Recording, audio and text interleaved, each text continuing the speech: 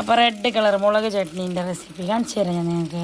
അതിലേക്ക് 4 ഉണക്കമുളകില്ലേ, മുളകും ഒരു നെല്ലിക്ക വലുപ്പത്തിൽ പുളിയും കുറച്ച് മല്ലിച്ചപ്പ്, ഒരു കഷ്ണം നീരുള്ളി, ഒരു 4-5 വെളുത്തുള്ളി, ഒരു ചെറിയ കഷ്ണം ഇഞ്ചിയും, 2 പച്ചമുളകും, ആവശ്യത്തിനുള്ള ഉപ്പ് ഇട്ടിട്ടില്ലേ. ഒരു പേസ്റ്റ് പോലെ ആകണ്ട, ജസ്റ്റ് ഒരു ക്രഷ് പോലെ ആക്കിയിട്ട് അരച്ചിട്ടെടുക്കുക ഈ ഒരു പരുവത്തിൽ. എന്നിട്ട് ഇനി നമ്മൾ ഒരു പാത്രത്തിലേക്ക് കൂട്ടിയിട്ടില്ലേ, ഇനി തിളപ്പിക്കാനില്ല. ഇതിലേക്ക് നമുക്കിനി കലം പോരണ്ടേ. വെളുത്തുള്ളി സംഭവങ്ങളെല്ലാം ഇട്ടിരുന്നല്ലോ, അപ്പോൾ നല്ല നാടെല്ലാം പോരാ. നമ്മളെ തേങ്ങണ്ണയില്ലേ, തേങ്ങണ്ണയും കടും കറിവേപ്പും കുറച്ച് ഉലുവ ഇട്ടിട്ടില്ലേ, കലമ്പൂരിട്ട് പൊട്ടിച്ചിട്ടതിന് ശേഷം നല്ല ചൂടോടെ കഴിക്കാൻ നല്ല ടേസ്റ്റാണ്. ദോശക്ക് ഇഡ്ഡലിയില്ലേ, ഇഡ്ഡലിക്ക് നമ്മളെ കേങ്ങാച്ചിക്ക് വടയും ചട്നി എല്ലാത്തിനും മെച്ചാണ്. എല്ലാവരും ട്രൈ ആക്കുക. അപ്പോൾ റെഡ് കളർ മുളക് ചട്നീൻ്റെ റെസിപ്പി കാണിച്ചു തരാം ഞാൻ നിങ്ങൾക്ക്. അതിലേക്ക് 4 ഉണക്കമുളകില്ലേ, മുളകും ഒരു നെല്ലിക്ക വലുപ്പത്തിൽ പുളിയും കുറച്ച് മല്ലിച്ചപ്പ്, ഒരു കഷ്ണം നീരുള്ളി, ഒരു 4-5 വെളുത്തുള്ളി, ഒരു ചെറിയ